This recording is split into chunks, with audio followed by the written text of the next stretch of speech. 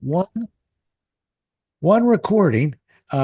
Just and so I have this nightmare that I'm going to have this amazing conversation and realize I forgot to press record. So we're recording. Okay. We'll obviously edit this part out. Okay, so I'm going to do a sort of our hook. I'll do the bio, and then I'll roll right in and welcome you to the show. Let me go over a couple things before we start. Just uh, Maya Hu Chan. Yep, that's Okay, yep. We all can. right. Yes, that's good. Hu Chan. Should I tighten it down? Put it together a little tighter, huh? Maya Yes. Hu Chan. There you go. It's a nice flow. All right, good. Let's see. Okay, faces is Yeah. saving Now, face. my understanding is that we're only doing audio, right? No video. Or Oh we no, can. actually I do video, which is nice because you got your YouTube channel. Yeah. What I'll do is what I typically do with the video is I only use about 90 seconds of it, but I use it to promote on LinkedIn. So maybe 60 Okay. seconds, something like that. However, um, if you and YouTube automatically takes the audio and actually places it up on YouTube, but it's just a picture of us. But if you'd like the MP, what is it? There's the MP3 and the MP4. If you want Yeah. the video, all you got to do is ask. I don't edit the video, so Yeah. but other than that, you can use it if you'd like. So Oh let's see yeah. how we do, and we'll figure out. Sounds good. Sounds good.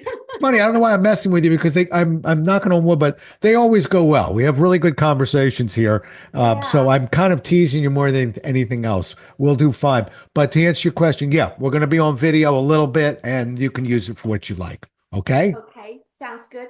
One thing that as am preparing for this, I was looking at the third one of the beginning of the question, the third question that um the question is that you identify three primary challenges that leaders face today. Yes. Do you want to just ask me what those three challenges are instead of Yeah. saying Yeah. it? That way I can talk about those three and then we Yeah. can go into each one. Yep. Um, so yeah, that's the only thing I was thinking might be more of a give and take. That way you ask me what those challenges are and I will outline them and then we go take a deeper dive in each Good. one. Sounds good. Also, I'll tell you that I use your questions as a springboard. So I've got probably half the questions I created. You don't even know they're coming yet. Um, Oh God, I like surprises. I well, love. that's kind of more of a normal conversation. The reason why I always want my authors and my guests to write some questions is you know where the hot spot of your book is. You know where like the meat of your message is. And if you've done podcasts, because most podcast hosts, I'm doing two a week, 450 shows. I can't read everybody's book.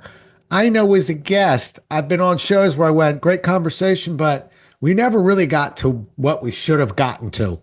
And it just didn't happen. So I always think, give me a couple questions that really tee you up so we know we get to some meat. And then I write a couple because I think they're interesting but they're not always quite on where yours are. So you'll see a Okay. mix and match going.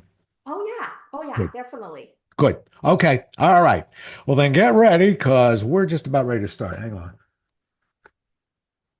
Limber up a little Good bit. thing I brushed my hair. That's right. You know what? You're always put together. As you can see, I washed mine as well. I actually did swim today, so I went about Okay. 2.5 miles in the pool. I go long distances when I swim, but I Wow. don't have to wear a bathing cap, and no one gives me a hard time. Other than that, everybody wears a cap. I'm like, Looks nice and clean. well, it's see, very shiny. You, you can tell when I've swam. It's usually a very shiny head. All right, Very that's enough of nice. my head. Here we go. Okay. Feeling unheard, undervalued, and overwhelmed at work is more common than you think, but it doesn't have to be your reality. Let's have ourselves a pocket sized pep talk because the truth is, hard work alone isn't always enough when it comes to getting the recognition you deserve. If you listen to my show, you know this is a hot button for me. If you're tired of being overlooked and ready to take control of your career and well being, this one's for you. Today's guest, Maya Huchan, is an award winning leadership expert, master certified executive coach, and best selling author of Saving Face: How to Preserve Dignity and Build Trust. Named the top 8 global solution thinkers by Thinkers 50. She has coached thousands of leaders from Fortune 500 companies globally. Born in Taiwan and based in San Diego, Maya helps organizations build leadership capabilities and drive measurable results through her expertise in global leadership, strategic communication, and culture agility. Happy to have you with us and welcome to the show, Maya. Hello, Rob. Nice to Thank you for see you. having me. I'm so happy to see you as well. Well, good to see you. And Maya happens to be a Barrett Kohler author, and I love all authors. But when they come from Barrett Kohler, I like them a little bit more because that's one of my publishers. So nice to see you again. Maya and I see each other every now and then at an author's retreat that we go to. But anyway, pleasure to see you. And you know what? If it's okay, I want to go right at the recognition piece because, or the lack of it, because, I said something in the opening where sometimes hard work alone just isn't enough when it comes to getting the recognition we deserve. Why is that? Well, I've worked and coached thousands of leaders Mhm. worldwide. Right. And one of the most common questions that the leaders are facing and asking me was that I've been working so hard and I've been working, I keep my head down, I focus on delivering results, and I do good work. And you can see the result. But for some reason, people are not noticing me. I'm not getting the recognition I deserve, and I'm not getting promoted. And sometimes I don't feel like I'm not even visible to people. And this is the kind of situation I think more and more leaders are facing because we are working in a hybrid world. We're working in the virtual workplace, and people are constantly um, connected through social media, through digital format and a platform, and the Teams and Zooms. So everyone it showed up like a little stamps on the screen, right? And sometimes people turn their camera off. So then over time that people don't recognize you. In fact, I'm currently coaching a CFO of a global company, and she told me that once she went to a global event, in an internal event, she was sitting next to an employee, and she's the CFO in the last 5 years. And the employee turned around and say, "So who are you?" Hmm. I Wow. mean, as somebody that is in that higher profile position, that because it's virtual, because it's global, that a lot of times people just simply don't recognize you, even you have a very senior title. So for people who are in the sort of a middle management position or in entry level, this become even more frustrating because Yeah. they can be doing all the hard work but not getting the recognition that they deserve. But Maya, is that a cause of our moving to a virtual world, which I think is a contributor? But I got to tell you, this isn't a new topic in terms of lack of recognition. I remember 10 years ago a number circulating that said 87% of people who left their job didn't leave because they weren't getting paid enough. They left because they didn't feel they were being recognized. Yeah, And so I'm always trying to track that down as to is it that we're not training managers how to give recognition? Maybe. My only concern is sometimes yeah. as a former trainer, and I'm always going to be a trainer at heart, whenever there's a problem, you just throw it at training. It's like a dumpster. Give it to training, they'll figure it out. So I don't want to blame a lack of training, although I think it's a contributor. But I want to hear from you. Let's move from the virtual side to really almost an instinctive side, not Yeah, to recognize why. yeah. Well, I think that training is certainly part of the issue, but as I am coaching and working with leaders, that um, I always wanted to encourage them to empower themselves to find that solution. It's very easy to blame my manager not recognizing me Mhm. or my coworkers don't pay attention to what I've done. But really, at the end of the day, that you can't change other people. The only person you can change is yourself. So think and look inside of yourself and think about what are some things that I can do to advocate for myself. what can I do to speak up more, to get my voice in the room, even though it's in a virtual environment? And what can I do to be more visible in a big global organization? And what can I do to really build my network, to expand my network so that I always tell my client this, it's not what you know, it's not who you know, but who know of you that matters. Mm. So how can you make that connection, expand your network and reach out to people so that people get to know you and appreciate what you have to offer and they understand your value proposition over time. If you do this consistently to continue to reach out, build that network and get your voice in the room and really add values and do hard work, that's a winning combination. When you do all of that, over time, you're going to become a go-to person. Then people are going to say, hey, let's call Rob. He's the expert in this. Or, Right, you know what? I heard so-and-so made that comment, and I think that that's a great idea. Let's call Susie about this. right. So let's bring this person in. But you got to make that first, you got to go first. You have Yeah. to be proactive and be very intentional about getting noticed. And I think people sometimes, whether it's a cultural or it could be just the way that we're brought up, we think we connect self-promotion as something that's as bragging, that's a negative thing. But Right. we got to reframe this. Right. Our self-promotion is not a bad thing. It's actually making your value known to others so you can truly contribute and do your best work and have a bigger impact. Yeah. So don't be shy about, promoting yourself. It's really about create win-win for the company, for yourself, and for your team. Yeah. Okay. I'm going to pay you a compliment. And the compliment is this: I am so used to hearing the answer, here's what management needs to learn how to do. You're the first person who said, yeah, yeah, okay, we're going to yes, management has a responsibility. But it's interesting. You're really almost a contrarian saying, but while we're on the subject, we have a responsibility to advocate for ourselves, as you just said. So if you don't mind, I want to stay on it just for a second more because I love that. But I'm a former Xerox guy, which means I love to create a process. I love to take and really put some meat on that bone a little bit. So maybe an example, because I am so locked into, as a corporate guy at Xerox, I didn't like playing the political game. You know, that was one of my excuses. And my other excuse was I don't want to be the bragging guy. Okay, well, maybe that was some insecurity or whatever. Let's put that aside. Give me some examples of things that you think wouldn't necessarily, for those who are listening and say, I'm following her, that's a really interesting point. I guess I should be an advocate. What are some specific things that we could do to advocate for ourselves? Okay, very good question. First of all, um, don't be shy about taking credit for what you have done and what you have accomplished.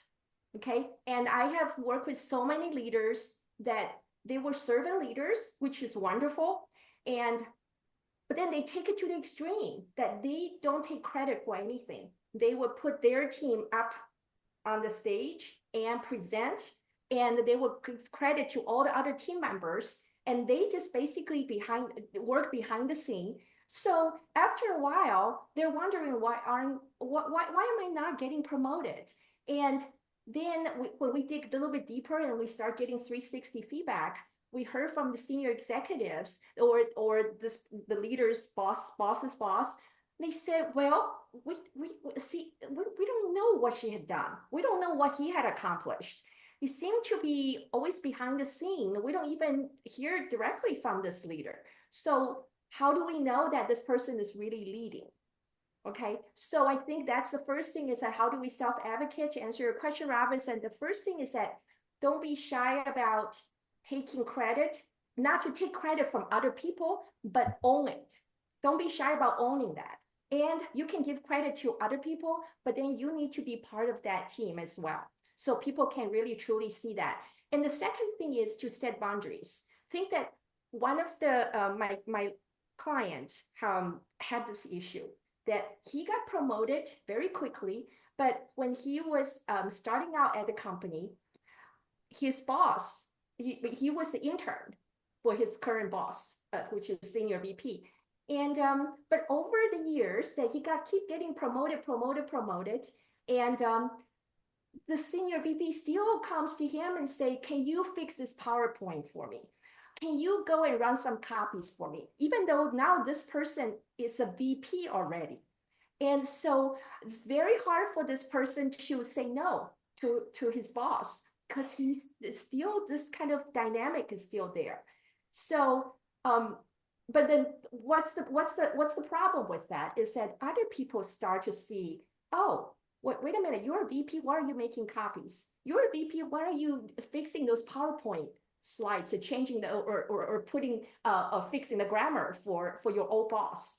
Right? And then so people are having this perception about this person not really being a leader. Mm. And so I think the perception equals reality. When Right. people over time, they may think, oh, I don't mind. That's okay. That's easy for me to do.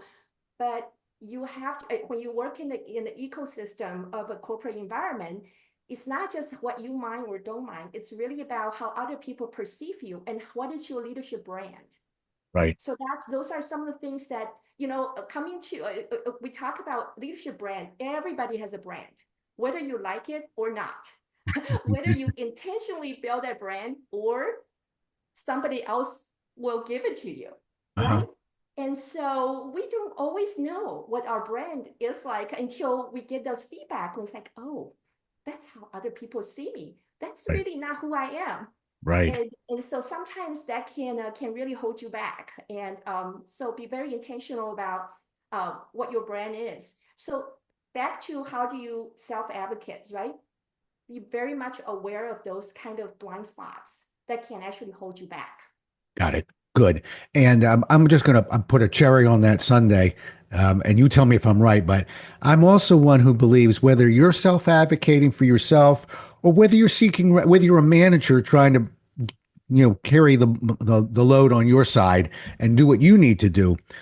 I've always found it's almost an exception to the rule to have a team that's so tight and so connected that they can celebrate each other's recognition. Uh, I've worked with sales teams. I've worked with sales, very competitive people. My point to you is, I've always felt as a manager that when I gave recognition or if somebody were going to self advocate, I'd want them to do it not necessarily in front of the whole team, that we can do this in my office. So you can come, we can have this conversation. Because I'm, as a manager, I'm protecting the employee. Remember, I'm the one who said, well, we don't want to make it feel like we're bragging or anything where it's political. When we don't do it in front of the rest of the team, it's not bragging. It's called a meeting. Okay. That's right. Yeah, we do it in front of the rest of the team. We never know how other people go, well, I'm pretty good at that too. And so I'd like to just add that, offer that as something that we might Yes. want to keep in mind. Absolutely. And a lot of times those type of behind the scene, behind the door conversation Yeah. with your direct manager Yeah. or your senior executives can really change the perception of the other person about who you are, right? Yeah. Because it Yeah. takes courage, Yeah. conviction to really stand up for yourself. And Yeah. I think as long as you do it with respect, Yeah. and with authenticity, and also keep in mind, I'm doing this for the greater good. It's Yeah. not like personal gain. I think that people would look at you very differently, and you can actually get some brownie points there. Yeah. Yeah. So yes, I totally agree. Yeah, I will leave this. Well, I've got other topics I want to talk about, but I want to tell you, I could go 40 minutes on this, but I want to keep going. I just, for the salespeople who are going, what about us right now? Well, what about you? I'm just reminding you that, it's almost the same sort of thing. And take it from this amazing person that I met one time who's me, okay, who makes many mistakes. And one of the mistakes I made when I went into business is when I did a good job, I expected my customer to seek me out for more good jobs. Sound familiar?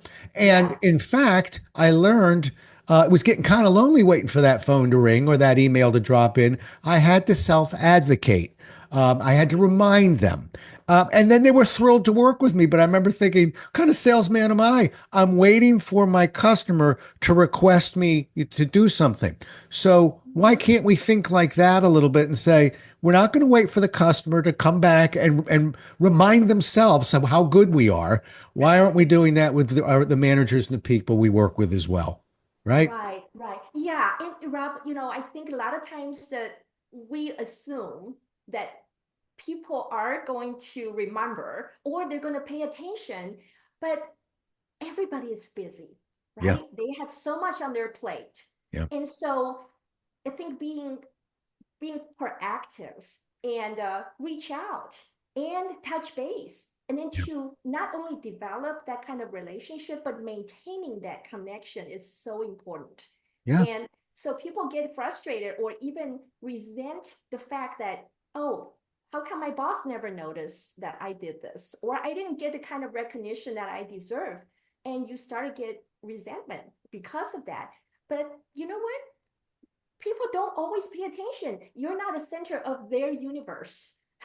Right. So, you know, uh, uh, uh, Yep. uh, how can you then reach out and be proactive and then just drop a note and say, hey, I just want to touch base. And then we did this project together and I'd really appreciate your support.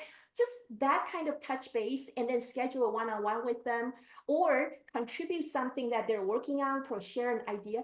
Just that kind of, you know, um, touch points Yeah. that you're creating that people appreciate it so Yep. much. Yep. Yep. Yeah. And So, yeah. so don't wait around for some No. things to happen. Make it Right. happen. There you go. There you go. Now, this has been really great because, like I said, I'm so used to going down what the managers can do to help alleviate this.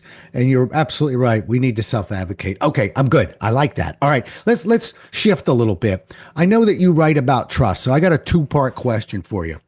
The first part is, and it's something that I struggle with as a sales trainer and and a person who writes about selling, which is okay, step one, whether we're selling, whether we're managing people, being managed, is to create trust. Well, other than that, Mrs. Lincoln, how was the show? I mean, yeah, I get it. But what I've always tried to find is some sort of process. And the funny thing about trust is it's not quite that easy to process, to make it kind of repeatable. Do these three things and everyone will trust you. So let me hear your version of how do we build it? And I'm gonna get you set for question number two, which is when it's broken, whew, how do we try and get it back? But let's do and that's the harder one, I think. How do we Yes. build it? Right. In your Right. mind. Yeah. Yeah. Great question. And trust is something that you need to earn. Yeah. It's not something that you get automatically.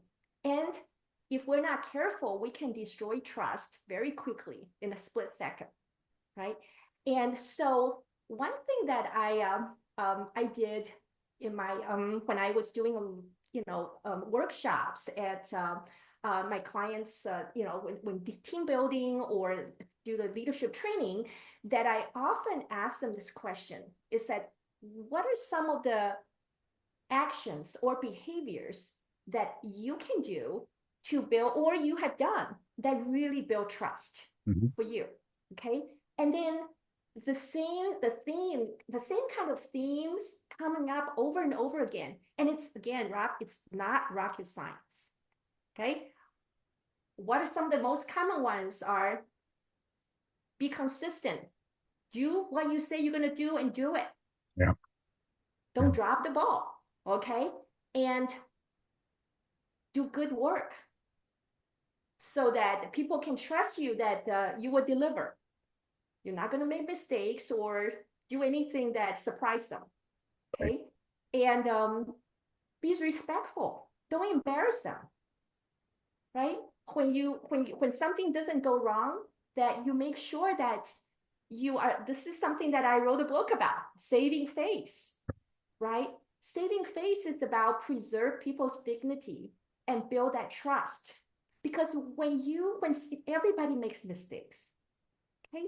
And when things don't go right, that how many times that you've done something wrong, and then if somebody actually says something to help you preserve that dignity, And then you're never going to forget that, right? And then and then does this help you kind of learn from that experience and then you do better next time?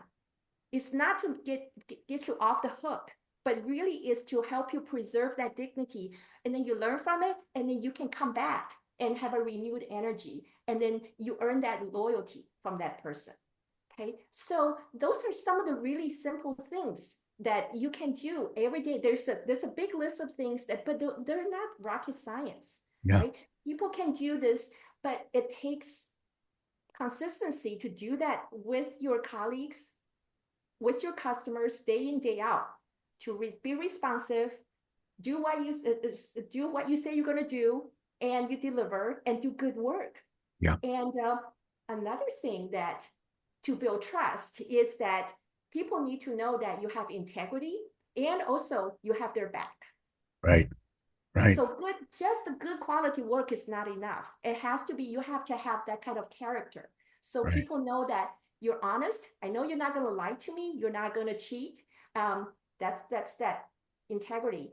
And also, you're not going to throw me under the bus when something doesn't go right. And you're not going to stab me in the back for your own personal gain to make you look good. I know when I'm not in the room, you have my back. Yeah.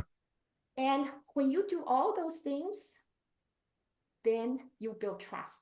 You know what? You know what? I'm connecting to this a little bit, believe it or not, a completely different angle, which is uh, when I work with speakers, trainers or professional speakers, and they say, I want an audience to trust me, or I want to bond with them.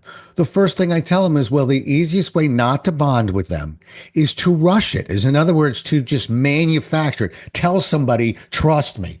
Um, do your best work. Get up there, be positive, tell the truth, uh, do what you were brought there to do, and that crowd will begin to follow you. If you rush it, if you ask for it, it almost pushes them away. So now I'm sort of taking that and putting it into what you just said, which is, yeah, I don't know if I'm a manager or if I'm an employee. The moment a manager says to me, "Hi, everybody, now trust me, you can trust." I don't even know you. You know, how about let me watch your actions, as you just said, and let's crawl before we walk before we run, and let's get there. So I like that. It's so clear to me as a presenter. It's never been quite as clear to me as a salesperson. But I'm taking away from this that our actions speak very loudly. Um, don't rush it. Just do what we were told. Do what we've been brought to do. Do it the right way, and trust will follow. Right? Right. Yes, yes, absolutely. And I want to build on what you just said, like as a presenter, as a speaker, right? Mhm. Um, I remember that um, someone had told me it was a very good speaker, and then he said that, well, everybody gets nervous when you're up on the stage. And because people are so worried about how other people are going to judge me. How is the audience going to judge me? Oh, is it the way I speak, was my content, or my God, this outfit I'm wearing, or whatever, right? And then when you are so nervous, and how do you really earn that trust and make that connection, and then to let go of the nervousness is not to focus on me. It's Right. about them. Right. It's Right. about them. And then whether you're in a sales call or you're working with the coaching client, or or working or talking to a friend, and I find that so powerful, is Yeah. that I'm just not going to worry about me. I'm just going to focus on them. Did that person tell you also that they weren't thrilled with the word nervous? That they said don't use the word nervous, but use anxious, because it sounds awfully a lot like me what you just described there. And I know we've talked in the past, so Yes.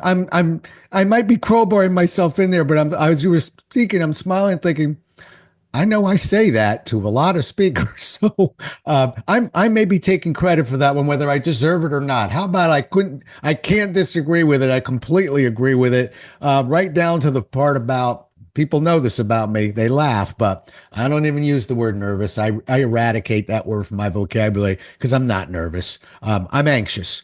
And Yeah. anxious is good, and I can channel that anxiousness into energy, and I can work with it. That doesn't scare me. Nervous, I'm in the corner chewing my nails. That's I can't do anything with that one, so I just don't even use the word. But I'm with Yeah. you on that. Anyway, I think Good that wise guy point. could have been me. Yeah. Well, Rob, I've seen you present multiple Okay, times, yeah. and you are the pro, right? Well, You're the pro. I wasn't And crowbarring myself in, I promise, but I am smiling, thinking, I know we've talked about this. So, but all right, yeah. let me get out of jail because I'm really coming off a little bit too arrogant right now, and I don't want to be.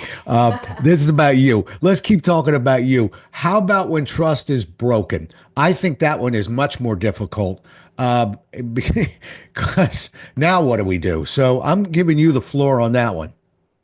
Well, it's very hard to repair once Hmm. the trust is broken. Yeah. Okay. Uh, so my advice would be that first is to think about, look in the mirror and ask yourself that, is there something that I could do to really repair this? Mhm. Okay. And take that responsibility and own up to it. Okay. And then could be that, it's a mutual responsibility that the trust was broken. And but you're certainly part of the situation, part of it, you need to own up to what you need to do. So look in the mirror and then say, well, I'm going to apologize for the part that I could have done differently. Right. And then so reach out, and I know this is very hard, especially when there's an ego involved, Hmm. right? And so how do you really own up to that and then take that responsibility and then admit that this is something that you're responsible for and then you're going to do differently. And when you reach out to that person and then take that step forward, and a lot of times that people would look around and say, oh, you know what? Yeah, I'm responsible for this too, and let's work it out. Let's move forward with it. Right. Okay. So it doesn't mean that you can repair that trust just with that one conversation. But then you have to go back and then say, okay, well, I'm going to start over and then be consistent again and do what I said I'm going to do. And then I'm not going to make the same mistake again, like what I did before. Right. Okay. And so think about how can you do that with the people at work or even with your family members, Yeah. right? Even with your kids. That what are some of the things that I can do to really make things better? How can I rebuild that trust? Yeah. And it's not an easy thing to do, but sometimes we may not be able to actually repair it if Yeah. it's far out, right? It's gone. But I think a lot of times that when we're willing to really let the ego put that aside and then really reflect on that and take that personal responsibility, I think that things more likely to get better. Yeah. I'm gonna try something out on you. You tell me how you like Okay. it, because sometimes there's process behaviors that don't quite fit. But I'm going to give you a thought on this. And again, it's not something I had thought about before our conversation, but what I enjoy talking to you because you stimulate other thoughts that are coming from me at least. And people can always tell if you listen to one of my podcasts, you hear me just going from question to question to question. That means I'm not necessarily stimulated with all my thoughts. If I can't get off an issue, that's a good thing. Okay, so here's the issue, the piece. Um, I particularly am not a fan of the word I'm sorry. Love it with my wife, with my children, with my close friends. It's a very personal thing. If I thought it would work in business, I'd use it more often. But usually, people react. It can come off a little hollow. I'm sorry. Now I'm overacting, but so Right. here's the words I've substituted. I want to try them out on you. Yeah. The words that we use, and we use it when we disappoint a client, for instance, is um, we have to demonstrate that we're listening to them. I'm not ready to fix it. I'm not ready to. I have to tell you, I hear you. So the words that I've always learned were, I can understand your frustration, or for this matter, I can understand why you feel the way you do. That's step one. Step two is tell them. You trusted me with X decision. You put that in my hands and I told you it'd be done. And in fact, it was not done. Now, what I'm doing right now, first, I'm trying to let a little air out of the balloon by saying, I can understand the way you feel. That beats, you're not right, or let me tell you what I can do about this. That's not the time. We have to listen and acknowledge. So I hear you and I understand why you feel that way. And quite frankly, this is what happened and it was wrong, which opens the door for number three as to where we can go from here, which is what I'd like to offer or something. But I've always loved that acknowledgement stage of telling somebody, you have the right to feel that way. You know, I think our instinct is a little bit different. Our instinct can be defensive, or I understand you feel that way, but you said Tuesday and I thought it was Thursday. No, no, this is not the time for Tuesday and Thursday conversation. It's the time to say, I can understand. And here's what happened, and it was wrong. Now let's figure and then begin to move. What do you think of that? Yeah, I like that. And I think that, if we simply say I'm sorry, Yeah, it doesn't feel it feels really empty to me, right. right? And then it has to have some follow-up after that, Yeah, right? So that acknowledgement is really important.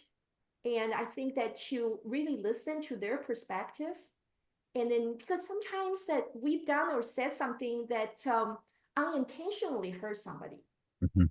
and or hopefully it's not intentional, right?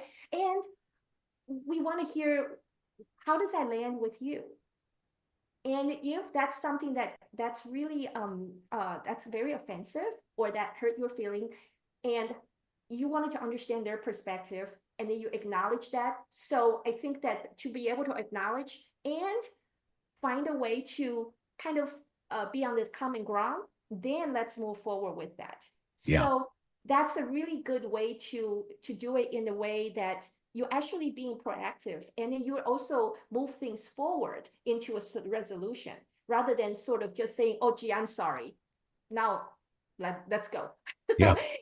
That doesn't feel right to me. Yeah. Right. Well, and we can all, I remember my brother used to come in my room. He's 3 years older and he would be pulling on this and grabbing that. And eventually he would break something and then look at me and with a very dull expression and dull tongue going, sorry. But we knew that but I knew he wasn't sorry. And so that's the point. Yeah, I'm glad you were talking about that because believe it or not, sometimes companies think when we just try and keep being sorry, that it's almost makes it worse because usually it wasn't even us to begin with. It was when it's a company issue, they know that, well, I know you don't handle shipping or whatever. So why are you saying sorry? Did you ship it? Well, not really. So what? So all of a sudden now it's getting worse. To acknowledge it and say, here's what happened wrong. Now Right. it's a little bit more sincere. One other thing, and we'll leave this one, but one other thing I like that you said, and I just want to make sure people hear it, which is sometimes we forget that we can be a little bit more, have a little more grace to others, meaning, look, if it was intentional or malicious, you use the word intentional, I use the word malicious. Same thing, mine's a little more aggressive, but intentional or malicious, then you know what, that's going to be a tough one to come back from. But I would argue that 95% of the time it's not intentional and it wasn't malicious. It was wrong. It was sloppy, whatever it was, but it wasn't with malintent. And I'm asking people on the other side of that, have a little bit of grace. Unless you've never had an issue yourself Right. that you made a mistake in. So that's why I like being graceful about this from both sides. Right, right. And I think that's a really good point, Rob. Very often that when we're under stress or we're tired or when we're frustrated, Mm, we would say things we didn't mean to say, or it just comes out wrong, right. right? And later on, we would, in our mind, we know, oops, that I shouldn't have said it that way, or I could have been a little bit more polite or gracious. And you know, go back and really kind of let the other person know that what your real intention was, Yeah. right? Yeah. And so if you can go back and then have that kind of conversation when you're more calm, and I think that the other person, I have leaders that who never say thank you, right? Right. And so that over time really offend people. Right. but they didn't mean, this doesn't mean that they were just mean or just a nasty person. Sometimes it's just, it's not in their radar screen, and Right. it's their blind spot.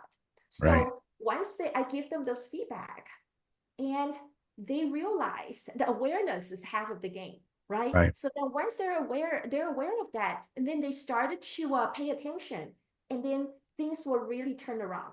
So I think that to have that kind of awareness is so important, Yeah. and that's why we need truth teller in our Yeah. work environment or at home, so somebody can really tell you point blank that this is what's happening, and then with the best intention they try to help you, and Yeah. then you get that feedback, you say, oops, okay, that's why people don't respond, because they think I'm rude. And Right. then those are the behaviors that you can easily change. You just have to be intentional, and you have to have that awareness. Well said. And I like this truth teller part too, because we all need one. Because I got an army of people that'll tell me you're great or you did that really well. But when I see my evaluation slipping or something, I need a truth teller because, again, I'm not doing something consciously wrong in front of that room. It's an Right. unconscious, incompetent behavior. I don't know that I don't know. And so I need a truth teller, as you Yeah. say. I like that. All right, I want to climb into the book. I don't want you to go without climbing into your coaching a little bit because I know you work with thousands of people, leaders all over the world. But you focus on three challenges. I want to hear what they are, and I'm going to put you to the test here because on a good podcast, I'm hitting you with a big, deep question. On a good podcast, see if you can get this in about 2 or 3 minutes. Okay, so here's your challenge. What are the three challenges? And then kind of walk us through how each one plays out in the workplace a little bit. All right. Okay. I'm not going to put a clock on you, but let's see how you do with this. All right, professional Okay. speaker, go. Well, now you're making me anxious, not nervous. There you go. All right, channel it into energy. You'll be fine. That's right. That's right. Okay, so um, there are three primary challenges that leaders are facing. And this is not, I didn't make this up. This is also based on research, Mhm. that three top challenges that leaders are facing in today's workplace. Number one is influencing. So, many leaders really struggling with that, what they need to drive change without formal power. Then, what are some of the practical strategies that they can implement to effectively influence up, influence down, and also across with their cross-functional peers. So influencing without authority, that's the first challenge, and Okay. people are really struggling with that, and you have to get things done through other people. The second key challenge is that, how do you develop executive presence? Now this is a very intangible kind of concept about executive presence. What is executive presence? And what does it feel like? What is it? You can't feel, you can't touch it. It's not something concrete. So it's really your leadership vibe. Okay. It's Mhm. at how people perceive you and how you show up every day in front of others, even under pressure. So that's the second key Okay. challenge, that people feel that is that something that I'm missing, that X factor. That's why I'm not getting promoted. And what am I missing here? Okay. And the third key challenge is about work-life balance. And I know that this is the balance is the word that I don't really like to use, because there's no, it imply that work-life almost like 50-50. You have to be like perfectly even, but that's not how it works in real life. Mhm. But the concept of work-life balance, it's really about helping leaders live their best life so that they will be able to achieve what they want to achieve in their professional life, but at the same time that they can have a fulfilling personal life, whether it's with their family or with their friend or with themselves. So the work-life balance or work-life integration is the third key challenges that leaders are facing. So when I'm coaching thousands of leaders in the past, that those topics constantly coming up. And So, those are obviously there are going to be other issues as well that they're struggling with, but those are the top three. Good. Well done. And I'm looking at the clock. I wasn't even timing you. So there. But I'm sure you actually did. You actually nailed it. Which gives us time to bounce back on a few of them. Um, First of all, you bring up the word influence and you make me smile from ear to ear because I'm not a leadership author, but I'm a sales author. So I like the influencing part. And we've always felt. I've always struggled with people that say, "Well, I'm a CEO, I'm a manager, I'm not a salesperson." Oh, you're not, huh? Uh, well, I just heard the word influence come from you, and a lot of times people they struggle with the real definition of sales. But when I define it as taking an idea, putting it in somebody else's brain, and making them feel like they thought of it. Now, how do you like that, influencer?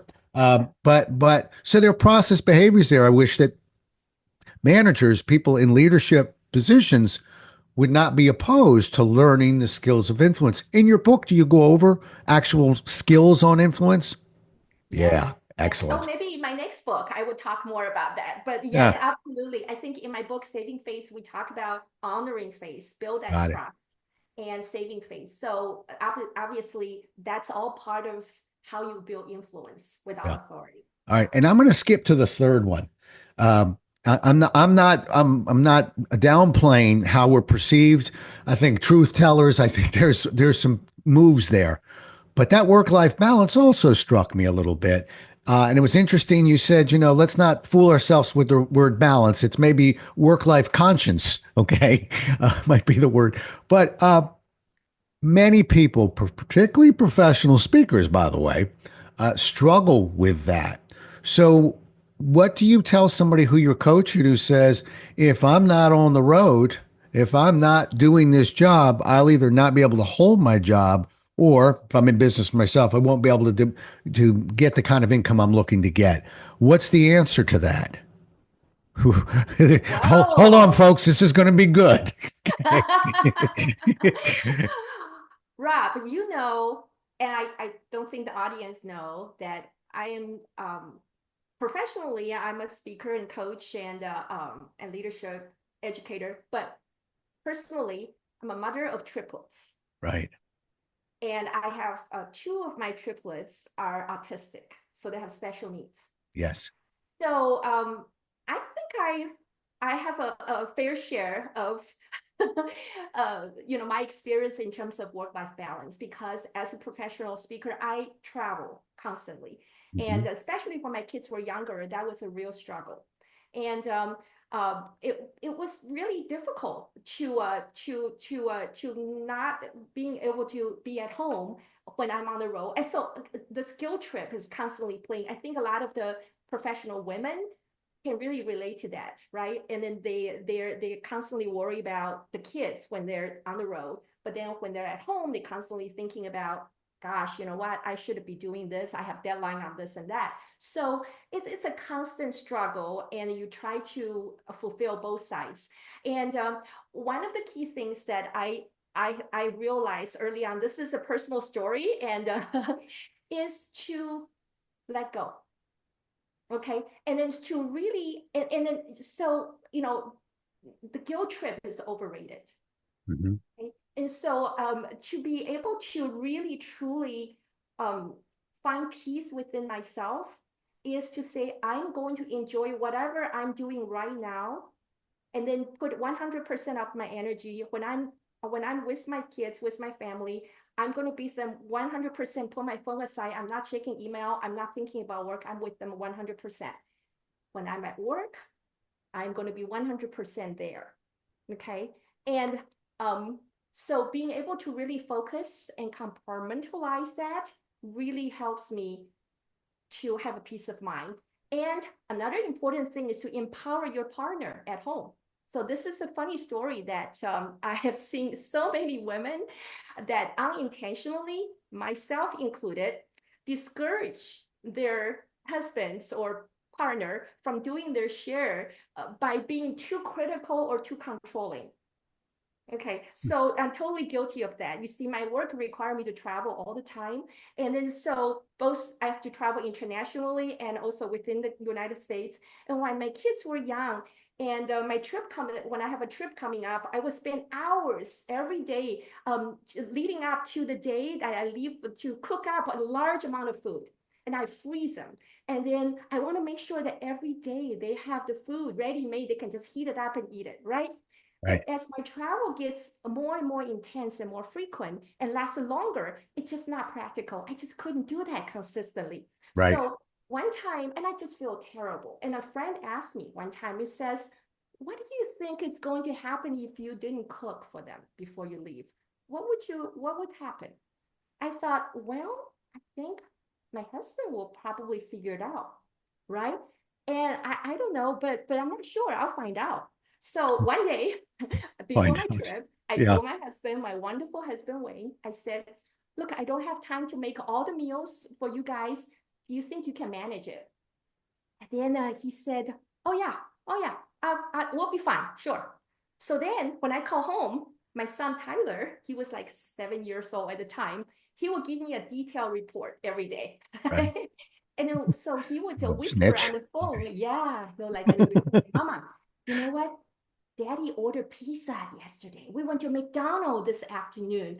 He would just tell me, or Mama, the house was very messy. And then he was that little spy and giving all that report. And to make the matter worse, that one day I got an email from my son's teacher, Amy. And then this teacher, she didn't know I was out of town. So Amy wrote, Mrs. Chen, is everything okay at home? Because Ethan has been wearing the same t-shirt in 5 days in a row. And it's a white t-shirt, now it's turning gray. Oh my God, this is horrible, right? Of course, I got upset. I gotta fix this hundreds miles away. So I called my husband and the conversation did not go well.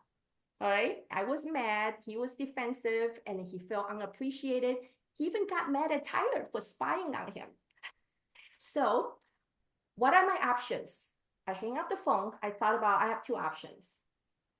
Option one, I could go back to the old ways, cooking all the meals for them and doing all the laundries. Option B, maybe I was the problem. I could be the problem. I expect him to do it my way. He was trying his best. I should give him a chance to keep my mouth shut and let him do it his way. Right. Right. Well, Okay. you're right. Other than the T-shirt incident, I think Wayne was doing just fine. Uh, but but but the T-shirt made I agree with you. Like Wayne, do yourself do the laundry while you're at it. Yeah.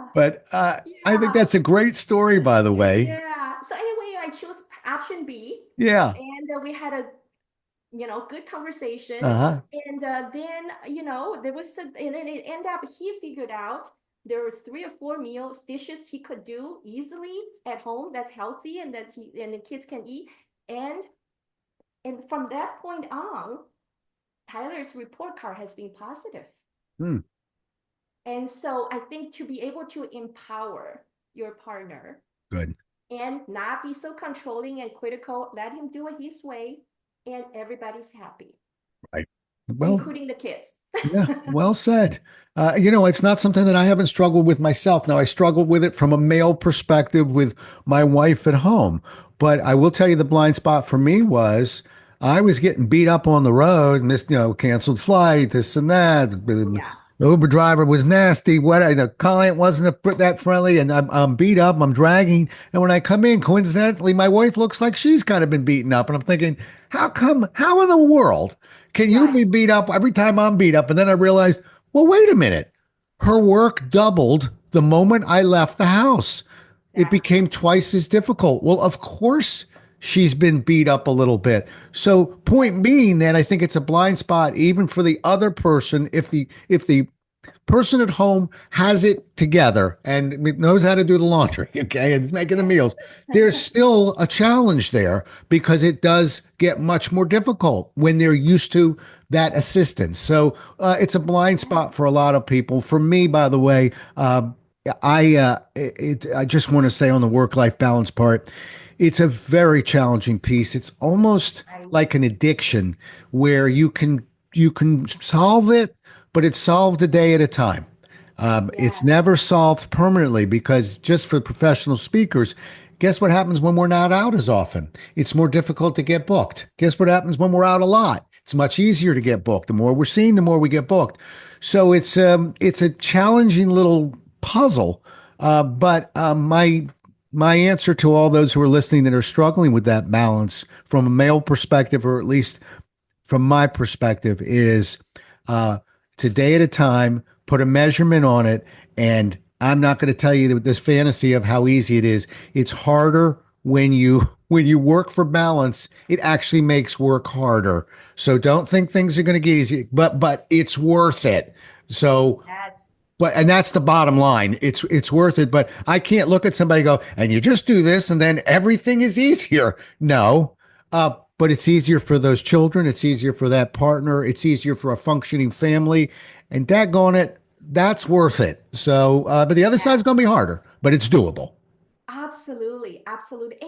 When you're on the road, self-care is so important, Yeah. right? Yeah. So, make sure you prioritize your sleep, Yeah. non-negotiable, Right. and you eat well, and remember to still exercise and Right. have that kind of ritual.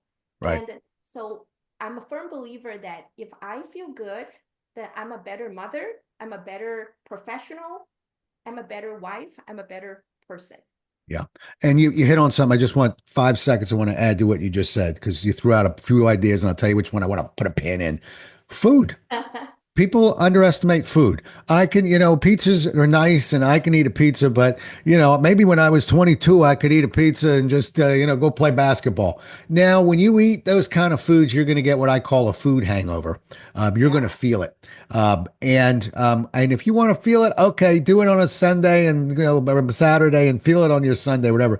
But when you're out there working for a client, not only is it unhealthy for you, but it will actually diminish your performance. So Yeah. you go out with me on a weekend, I'll eat not the best eater. You go out with me on the road when I'm performing, I am meticulous about what I eat because it affects the performance. So I'm glad you threw that in there. All right, I got 60 more seconds, but I can't let you go without hearing about your YouTube channel because I know that you're starting to put some time into that. And selfishly, I'm sort of looking at that. So, and so are a few people probably listening. So, quickly tell me about the YouTube channel. There's so many social media elements, but you seem to be focusing on YouTube. How come and what are you doing? Well, so I, I have been living my American dreams. I'm an Hmm. immigrant.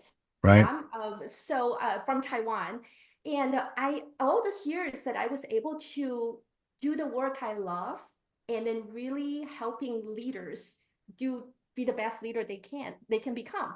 But I also discovered that by writing, teaching, and a lot of those things are really get locked away in fancy executive trainings or C-suite executive programs. It's not always easily accessible Hmm. for emerging leaders, for entrepreneurs. And so I wanted to share, so I have a mission. Started this year, I want to share everything I've learned to help the next generation of leaders to be successful. So think of this channel as my way of giving back and pay it forward. Okay. So I am giving no boring lectures or corporate buzzwords. I just wanted to give real practical advice that people can use every day at work, something practical. Right. Okay. And so I want people to look at me as an experienced friend who's been there, done that, made some mistakes, and then learned it the hard way. And so they don't have to. Got it. So I'm focusing on not just YouTube, but there's a YouTube channel there, but it's available in all social media that video comes out every week. It's very short. Usually it's 30 seconds to 2 minutes. Hmm. And focusing on one topic, I will give 3 to 5 tips or strategies that people can apply right away. And it's really focusing on career development or leadership and or just living a better life. So that's what I'm passionate about this year. Good. And I'm assuming because I've seen some of them on LinkedIn. You're putting them Yes, on LinkedIn as well? yes, on LinkedIn as well. Good. All right. So that gives me my last final question, which is an easy one. You'll like this one. How do people get a hold of you? Okay, go to my website. The Okay. website is www.mayahuchan.com. It's my name, MAYAHUCHAN.com. Perfect. Okay. I was glad you spelled that out, by the way. Okay. And the book is Saving Face, How to Preserve Dignity and Build Trust. It's a Barrett Kohler book. It's a Barrett Kohler author. That publisher doesn't fool around. If it's got BK on it, it's worth looking at. And now you heard her. So go get that book. And remember, that's only half the job. You get that book, you read it, that's almost the job. And then you put a nice review on it. Now you're done with the job. Okay. So listen. Been a really wonderful talking to you. You're really you're flirting with my record for longest podcast. That means you really had me going there. There was just a lot of topics. I really love it because you're really putting a lot of process behaviors behind things. I mean, we can make people feel good and be motivating and inspiring and entertaining, but when you can put content in there as well as you just did, that's hitting on all cylinders. So I'm really grateful to have finally had you in here, and thanks so much. And I hope to see you at the next retreat. Thank you so much, Rob. What an honor to be with you and to be in your podcast. Thank you so much. Grateful. Well, we'll do it again as well as we can next time, everybody. Until then, stay safe.